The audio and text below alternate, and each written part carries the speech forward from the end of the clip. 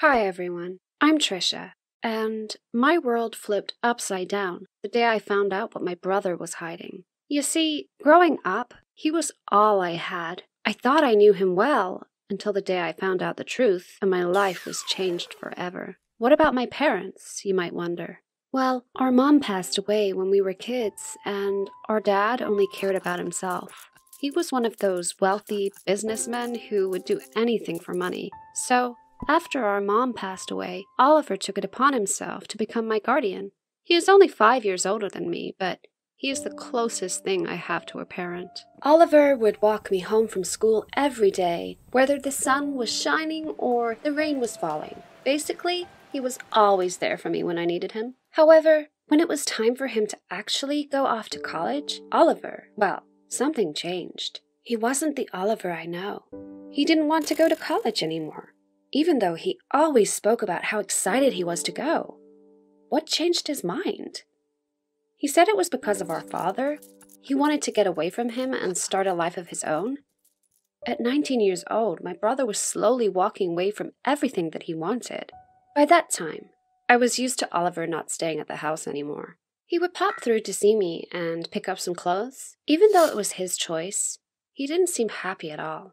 He always looked tired and like he had the weight of the world on his shoulders. When I would ask him if he's okay, he'd just smile and nod, rubbing the top of my head before moving on. I thought about doing something nice for him, since I knew he was having a hard time. I went online on one of those websites I know he likes to purchase from, and I was scrolling through to find something that would fit my small budget.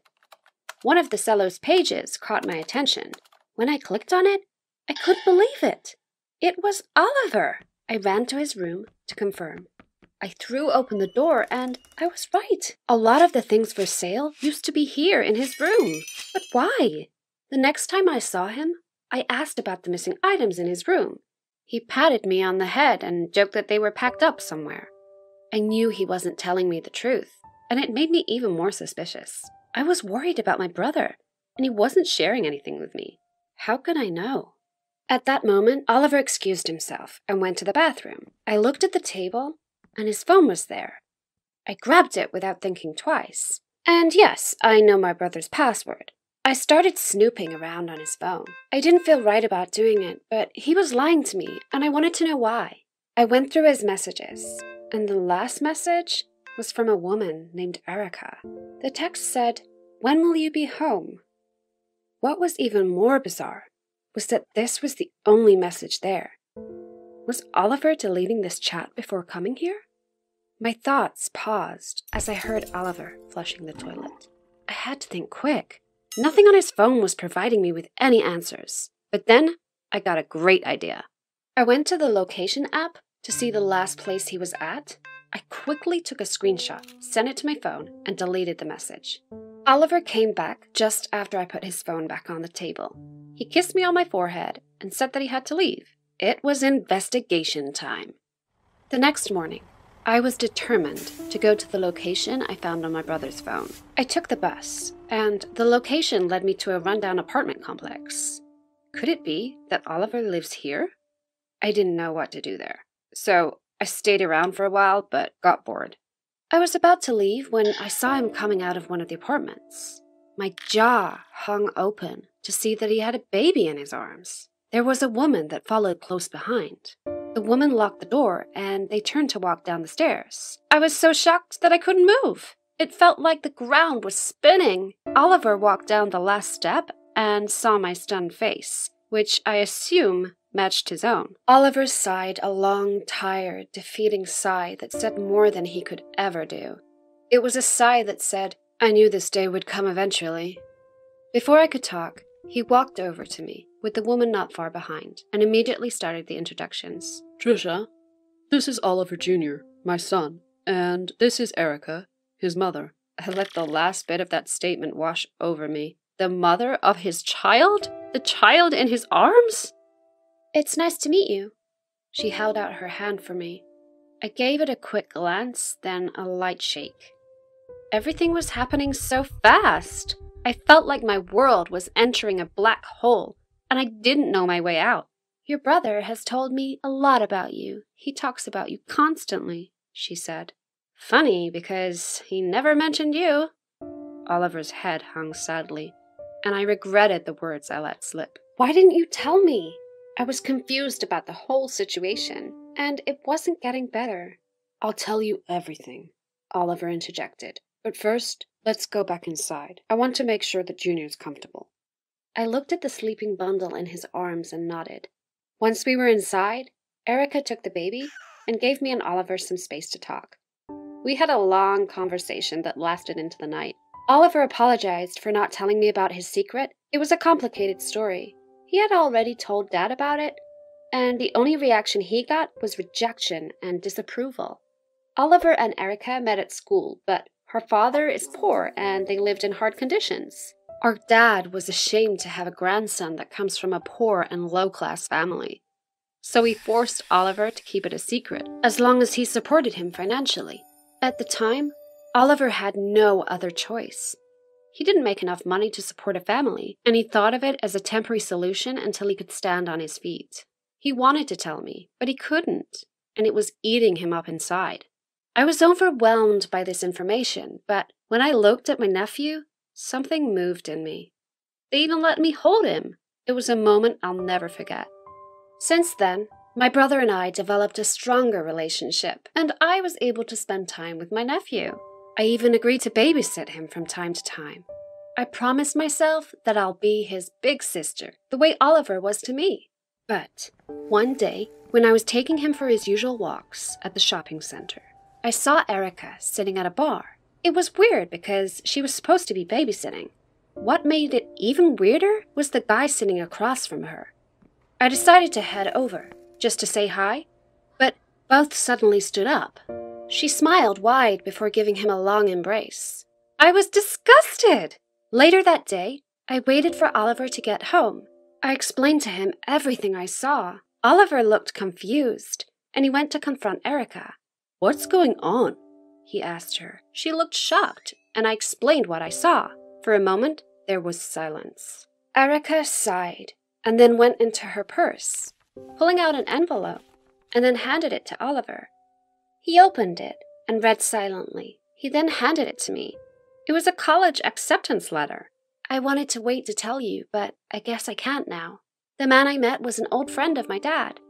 He works on the admission board of the local college. I've been trying to talk to him for a while, and he asked me to meet today to tell me the final results of your application that I filled in for you after I talked with him. You always take care of us, so this time I wanted to take care of you. But, my brother started, what about you and Ollie? She pointed to the bottom of the page, and Oliver read on. In accordance with your approved scholarships and grants, we will also provide student housing. She said it's a pretty small house, maybe even smaller than the one they lived in, but she was excited that Oliver will finally start to achieve one of his dreams.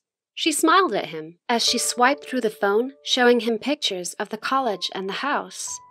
Then he looked up, with unshed tears in his eyes. Oliver reached over and hugged her tightly, thanking her over and over. I was so ashamed at what I thought about her. I lowered my head and apologized to Erica for jumping to conclusions. She walked over to me and gave me a hug. I know you were just looking out for Oliver, and I'm happy he has someone like you in his life. I was overwhelmed by her kindness, sniffling softly on her shoulder. It seemed like karma was finally here for my brother. By the time the new semester comes around, Oliver would be in school. His family would be close by, and his nosy sister would help them as much as she can. Hi, I'm Alice, and this is my story of how I managed to get my crush to fall for me. I've never had a boyfriend before, and from the moment I saw him, I decided I would find a way, any way, to make this boy love me. You see, Ben was the new kid in school. You know what that's like, right? Everyone was curious about him. All the boys wanted to be his friends because his dad was a famous footballer, and all the girls wanted to be his girlfriend because, well, he's cute, okay? But it's not just that. There's something different about him. He's not loud and annoying like the other boys. He's quiet and he loves reading and he just seems kind of mysterious. It was the beginning of term, and I made a promise to myself that before the end of term, we would be holding hands and eating lunch together on the bench in the playground that everyone calls the lover's bench. Challenge accepted. Unlike the other girls who would walk by him and flick their hair and bat their eyelashes at him, I kept my distance. I didn't add him as a friend on my Instagram or Facebook, but I did stalk him, of course. Every night after my mom said goodnight, I would scroll through his photos and try to figure him out. I mean, his family was rich, and his dad was the talk of the town, but he still seemed so normal, so down to earth. On the weekends, when everyone else was hanging out in the mall, where was he? At his dad's football matches? It didn't seem like it. He posted a video once from the new modern art museum that had just opened. I knew my friends wouldn't be interested, so I begged my mom to take me. I said it was for research for a project, which technically isn't a lie, but I couldn't exactly tell her it was so I could make Ben fall for me. I took lots of photos of the exhibitions and even a selfie at the entrance to the museum. I shared them online and used the same hashtag he had, hoping he'd see it. Okay, so he liked art. What else did he like? He always had his nose in a book, but I could never get close enough to see what it was he was reading. One day after school, I went to the school library and asked the librarian if she could tell me what Ben liked to read. She pointed me in the direction of the classics. She said he was working his way through the works of Shakespeare and had just finished Romeo and Juliet. Jackpot!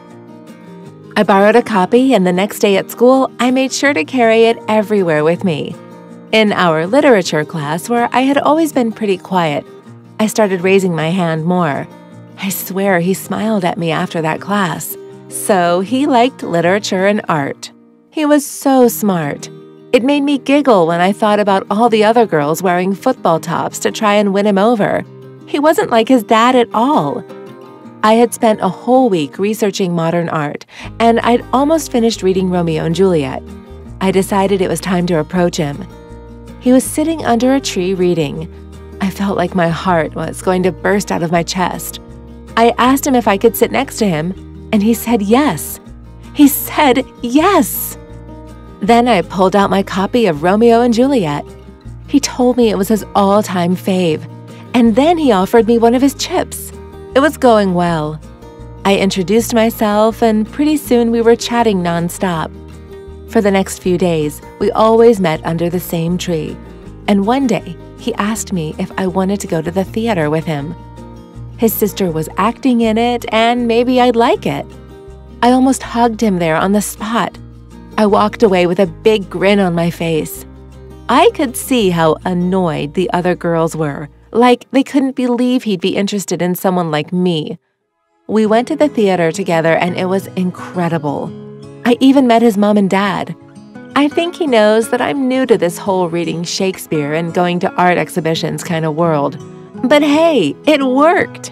And he likes me for me. He laughs at my silly jokes and doesn't care when I can't pronounce some of the words in his books. And I guess that's what it's really about, isn't it? Finding someone who likes you for who you really are. Maybe I just should have had the courage to speak to him from the very beginning. I didn't need to pretend to be someone I wasn't. But I'll be honest, it was pretty fun learning about art. Sometimes it's good to discover new hobbies and interests. And hey, now I have a boyfriend.